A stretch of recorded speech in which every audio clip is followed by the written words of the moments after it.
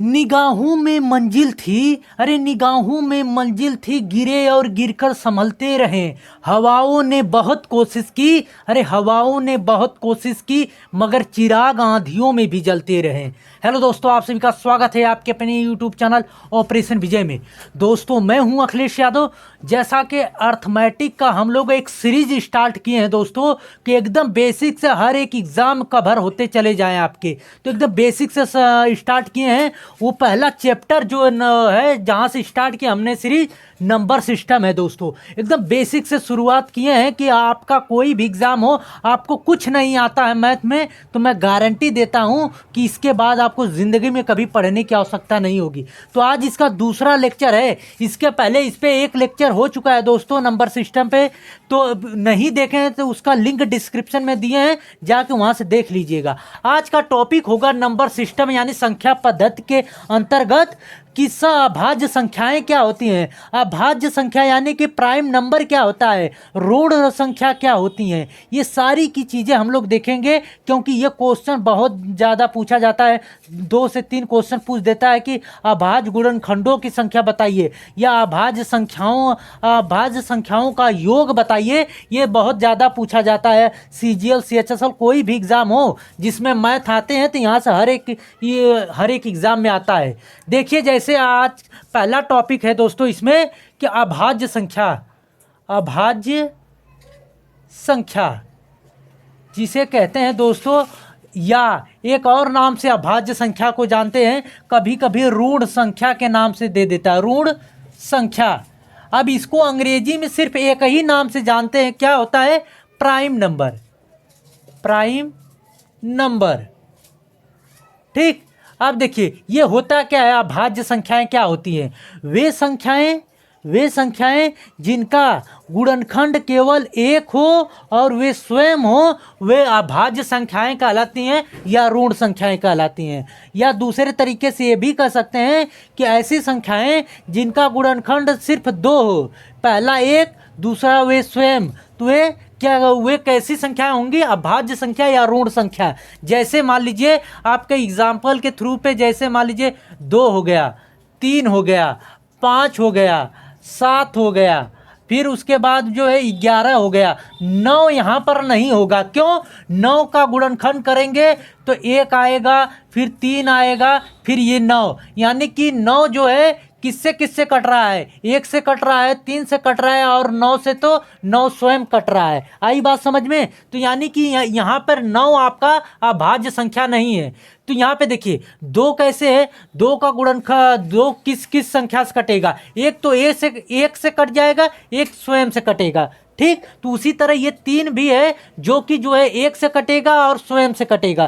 Clear हो गई अभाज्य संख्याएं क्या होती हैं, प्राइम नंबर क्या होता है। देखिए दोस्तों, अब आपसे यहाँ से बात करें हम कि 1 से 100 तक, या पहले समझिए 1 से 50 तक, कितने तक, 1 से 50 तक, तो टोटल प्राइम नंबर यानी अभाज्य संख्याएं कितनी है, तो 15 अभाज्य संख्याएं हैं। याद रख लीजिएगा, आपके क्वेश्चन में पिछले ईयर के क्वेश्चन में आया था कि बताइए कि 1 से 50 तक की संख्याओं में कितने अभाज्य संख्याएं हैं, तो 15 अभाज्य संख्याएं हैं। अगर यहीं पे 51 से 100 तक की बात करें, 51 से 100 तक की, तो टोटल 10 अभाज्य संख्याएं कितनी हैं, 10 अभाज्य संख्याएं।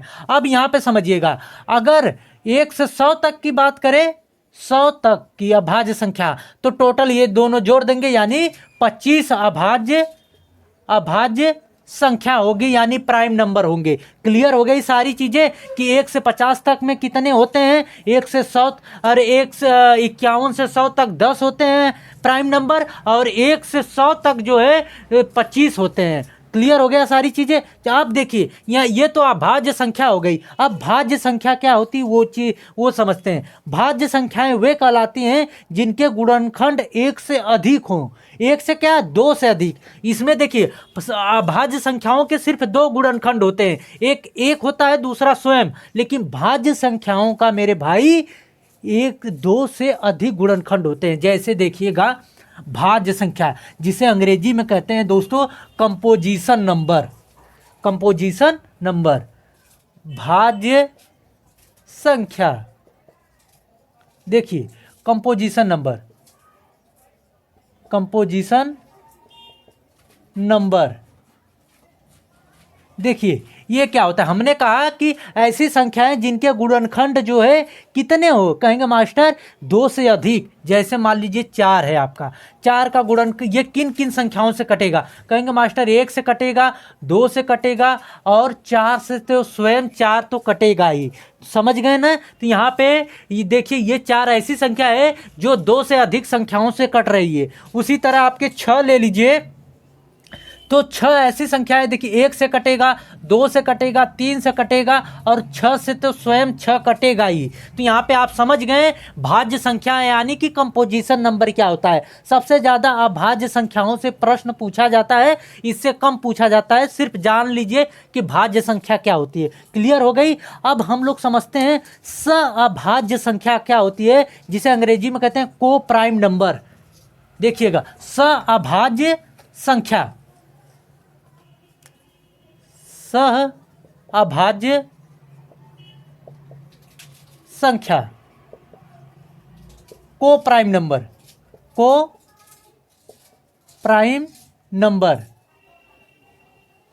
देखिए सअभाज्य संख्याएं वे संख्याएं होती हैं, हमने क्या कहा, सअभाज्य संख्याएं वे संख्याएं होती हैं जिनका एचसीएफ यानी मौसा 1 हो, वे अब सअभाज्य संख्याएं कहलाती हैं। देखिएगा जैसे 1 और 3, इनका एचसीएफ लेंगे, एचसीएफ जिसे मौसा कहते हैं, तो 1 आएगा दोस्तों, आएगा कि नहीं। एचसीएफ उसे कहते हैं वे बड़ी से बड़ी संख्या जो दी हुई संख्याओं को काट दे। तो 1 ऐसी बड़ी से बड़ी संख्या है जो दोनों को काट देगी। क्लियर हो गई। अब देखिए ये हो गया, और आपका जैसे कि 4 और 7 हो गया, और जैसे 9 और 19 हो गया। और 9 और 19 का एचसीएफ क्या होगा, कहेंगे मास्टर 1 ही होगा। क्यों, क्योंकि इन दोनों में ऐसा कोई नंबर और नहीं कॉमन है जो जिसको और किसी संख्या से ये दोनों कट जाएं। समझ गए। तो सअभाज्य संख्याएं क्या होती है, क्लियर हो गई।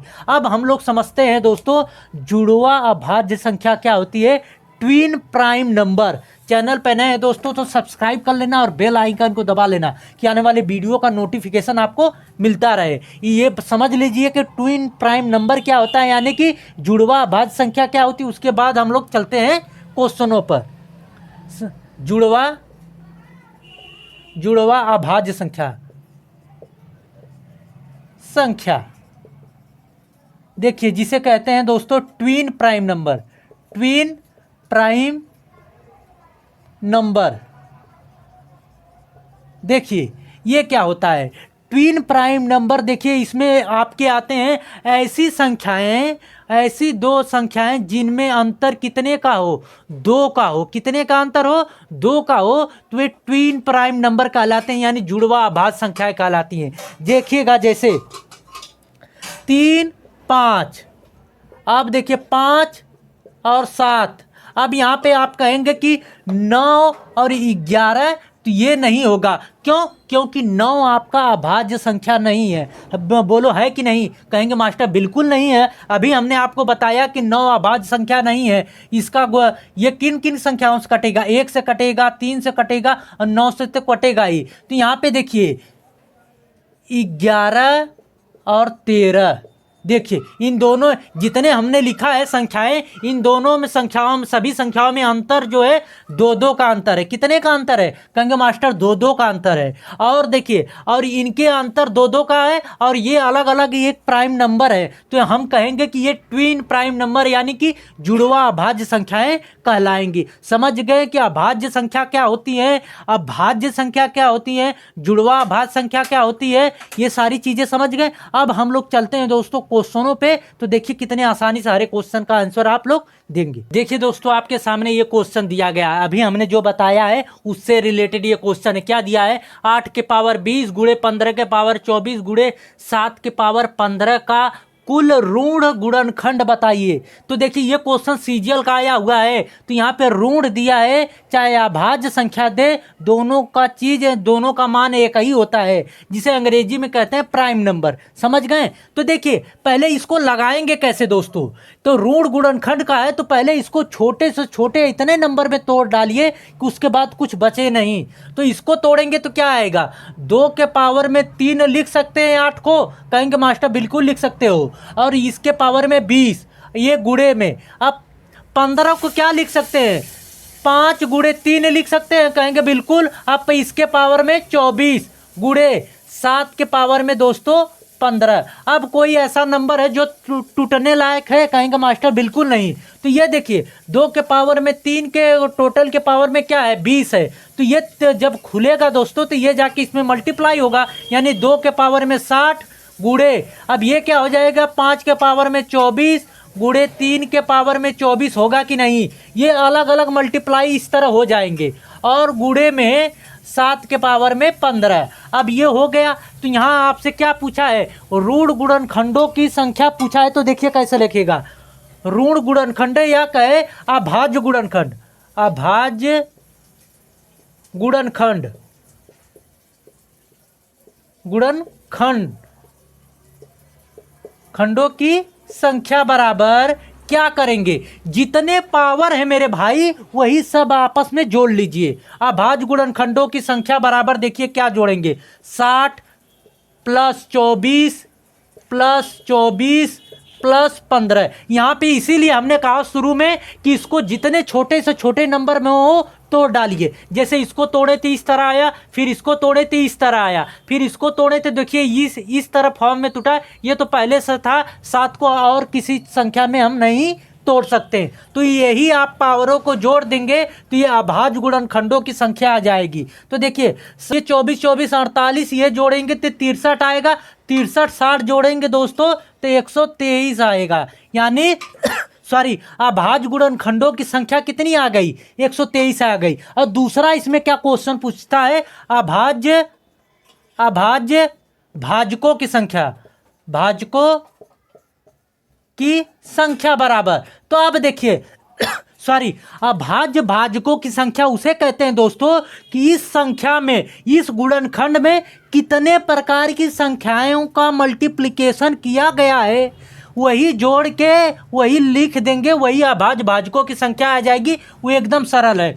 कितने प्रकार के, कहेंगे मास्टर 1 2 किया गया है, 1 5 का शामिल है, 1 3 है, 1 7 है। टोटल जो है 4 प्रकार की संख्याओं का इसमें प्रयोग किया गया है। तो अभाज्य भाजकों की संख्या कहलाएगी 4।